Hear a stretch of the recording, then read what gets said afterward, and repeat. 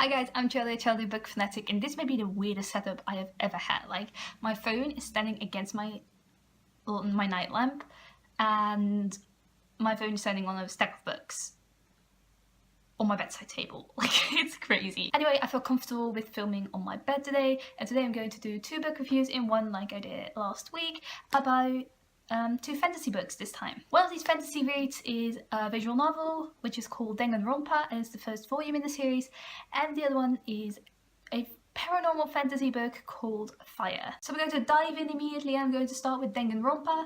Danganronpa is a graphic novel or a comic about these teenagers who are the ultimate something, like they excel in something. We have the ultimate baseball star, the ultimate pop star, the ultimate lucky student who get chosen to get into this high school to become better at what they already excel at.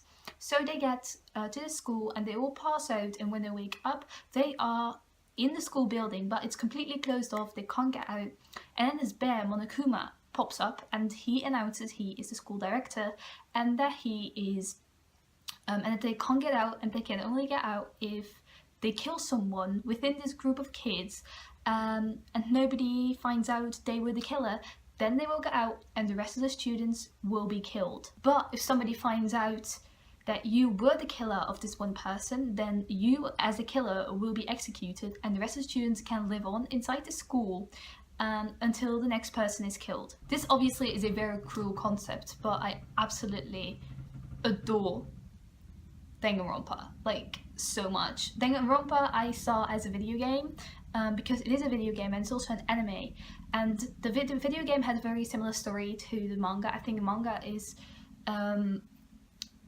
kind of based on the video game. Like, it is in the first manga, like the first volume had a very similar script to the video game. At least I can't talk about the anime because I haven't seen it, but the story is similar. So if you have played the video game, I wouldn't recommend reading the manga. But let's move on into the review to see what I actually thought about this. This concept is very unique. Like, I have never read anything like this before. Like, these kids have to kill each other, which is not an original concept, but they are locked inside the school and they can't get out, and it's just like they have to live together with these people who can kill one of them at any moment. Like, it's so crazy what people do to get out and to live their own life. The story is very fast paced. Like, in the first volume there 2 murders took place, and in the game it was not that quick, but the manga, the first volume, ends on a cliffhanger with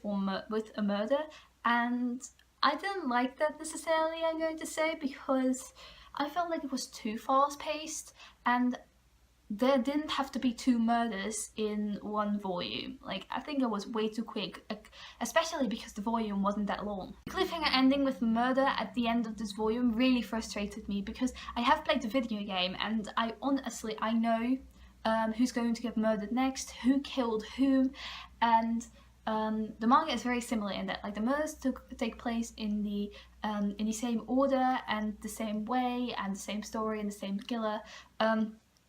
So for me it was frustrating, and I can't imagine how frustrating that must be for someone who didn't play the video game or who didn't watch the anime, because the first volume ends on a cliffhanger, and I don't know if the second volume is already out, but you're like, okay, what do I do now?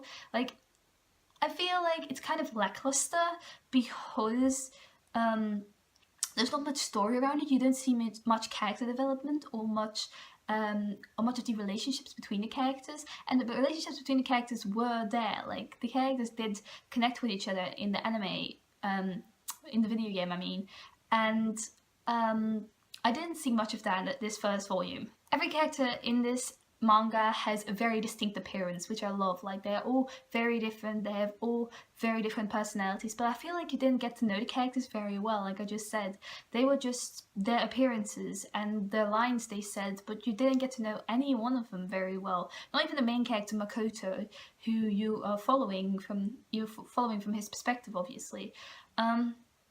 You do see their stereotypes, but you don't really get to know them as a person. And maybe the first volume is just a beginning, like a beginning volume, a beginning manga, a setup for the rest of the story. But it kind of disappointed me in that way that we didn't get to know any of the characters. For me, I already have an advantage because I do know the characters from the video game. Like, I know them very well. I know who they are. I know their catchphrases. I know everything about them, and that made me like the visual novel more, I think, because I got to see these characters again, and I already knew and loved them. But I know for someone who never even heard about Danganronpa and starts with this volume, it will be like I just said, they don't get to know the characters very well and they won't care for any of these characters specifically. I have to say, I think my favourite character in the manga is Monokuma. Like, and Monokuma is the bear director, you know? He's so funny, like, literally. He's kind of morbid, obviously, but he's so funny. Like, he is kind of a pervert, and he's a bear, like, do you know what I mean? He's like kind of like pedo bear. It's really funny. It also felt like the characters are very similar to the video game characters. Like, they have the same catchphrases, they are the same person, and I can already see that because some of the lines in this first volume were the exact same lines that were in the video game. So I don't feel like it was the best idea to make this into a manga because of the video game, and I think the anime is very similar as well. So I don't exactly know why they would make it into a manga, maybe to appeal to more people who read manga but don't watch anime or don't play video games or something like that. But I think they should have added more to the story and should have made the story a little bit more different. I can't say much for the world building because these characters are obviously in clothes of school building, but I love how you get to really see the school and all the different rooms inside this school. You don't get to see anything of the outside world. Like, you only get to see the parts from the characters' past, because some characters' past will be revealed in this first volume.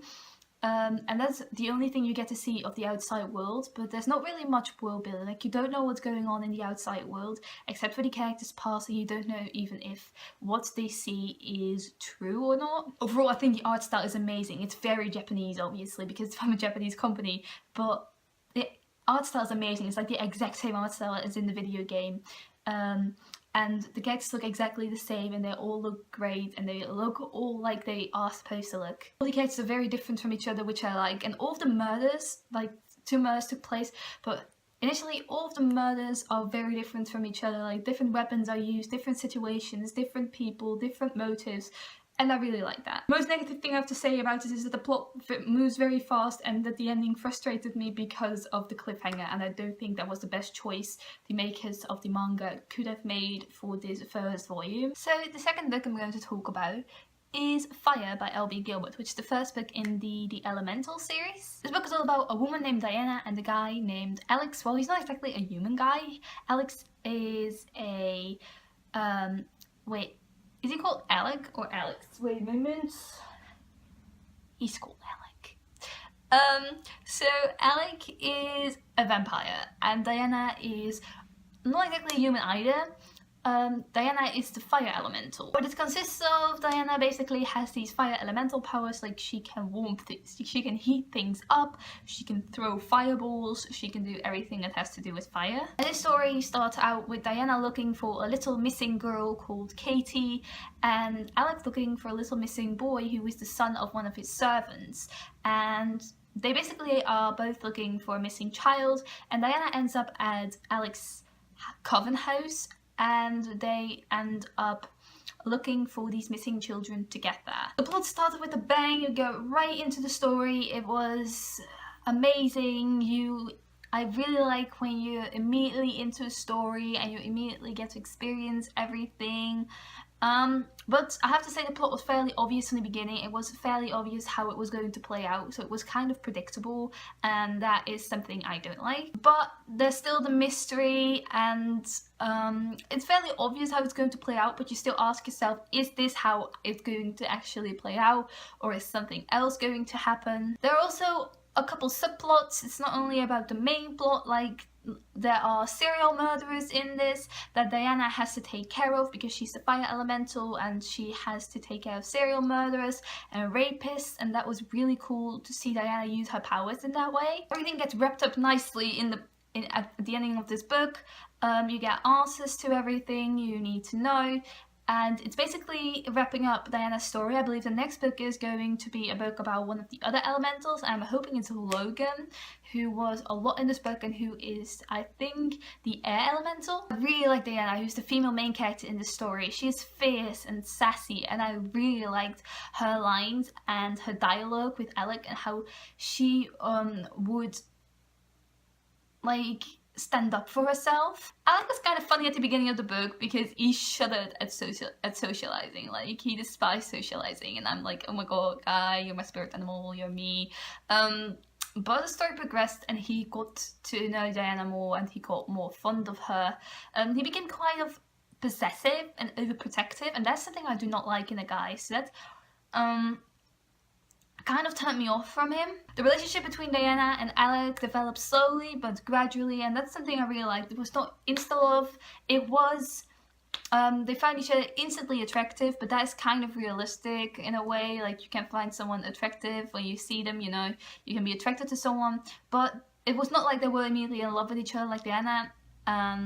Alec was kind of on the fence, like, I don't know, I think he was kind of insta-lovey, but Diana obviously wasn't. Diana was much more guarded and had like a wall around her heart. Moral ethics were an important part of the story. Like, the things the elementals need to do take a lot of courage, and the things the elementals need to see during their work line is quite disturbing at some times. And like, moral ethics and them doing what they have to do, like killing serial murderers and rapists in a really horrifying way, and I think that was dealt with pretty great actually. You get to know the characters within the story well. Like, you really get to know Diana and her insecurities and strengths and weaknesses, and the same thing goes for Alec, because his story was written from both Diana and Alec's perspective. Well, it's written in third person, but we follow both Diana and Alec. But I do feel like the side characters weren't developed that well. Like, Logan play a minor part in this story, but I don't feel like I know a lot about her, but I do know enough to be intrigued about her, which is kind of what the writer was trying to do, I guess. The elemental magic in this book is well developed and like clear immediately what it does, but I love how it's not like an info dump. It doesn't get dumped on you. You get to know more about the elemental magic throughout the book, and there's constantly added something new to it, but it never gets frustrating or unclear. So there are all of the supernaturals in the story. There are vampires, werewolves, witches, and then elementals. It all sticks pretty close to the original lore. Like, vampires can't walk in the sun, but there's also a thing called being a day walker, where a vampire can walk during the day, which is pretty rare though. Vampires drink blood, the vampires are very pale. The story also took place in different settings, like Toulouse in France, and the characters travelled quite a bit, but I don't feel like the places they went to were explained really well. But I don't feel like that bothered me, because it was more about the story and the characters than it was about the world. Like, it played out in our world, just added supernatural and fantastical elements to it. The writing in this book does make you want to read on, and it's kind of addictive. Like, I wanted to finish this book and know what was going on, and I think that was mostly due to the writing style. What annoyed me a lot at the beginning of this book was when Diana walked into Alec's house for the first time, and Diana was literally threatening his family, and all Alex could think was, wow, she is pretty. Like, no, don't do that as a writer, please. Like, no one thinks that when someone is threatening their family. Like, my first impulse would be, who are you? What are you doing? Like, stay away from my family, and not, wow, he's hot. Like, what? Quite a bit of funny dialogue in this book, which actually made me laugh a couple times. Like, I don't laugh much in books, but the dialogue in this made me laugh a couple of times. Something else that annoyed me about the writing, the word Riley was used a lot, like every couple of pages once, and it became so annoying. Like, it became such a thing. I actually noticed it, and I normally don't have that kind of thing, but it became really annoying to me. And when I noticed it, I couldn't notice it, you know. I saw it suddenly everywhere. And also, something else that bothered me was the fact that at one point in the book, like near the ending, when Alex sees Logan, he refers to her as a tiny Asian sprite. Like, what? Why do you refer to Asian people as tiny Asian sprites? Like, I felt uncomfortable with that. Like, I'm not Asian, but I feel it didn't sit well with me. Like, why would you call an Asian person a sprite? I have to say, this book reminded me so much of A Discovery of Witches by Deborah Harkness. Like, I didn't like A Discovery of Witches, but let's put similarities next to each other. Like, the main character, the female main character is called Diana in both books. In both books, there is a scholar. Like, in this book, Alec was a scholar, but in A Discovery of Witches, Diana was a scholar. Then there's also the Bodleian Library was the main place in A Discovery of Witches at the beginning of the book. Like, that was where Diana was a researcher. The Bodleian Library was mentioned even in Fire.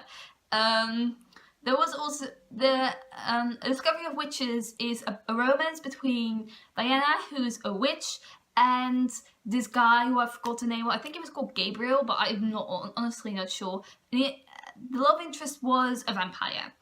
Do you see the similarities here? Like, a Fire, Diana, the main character in this book, is an elemental, but she also has a kind of magic, like fire magic, and she is falling in love with a vampire.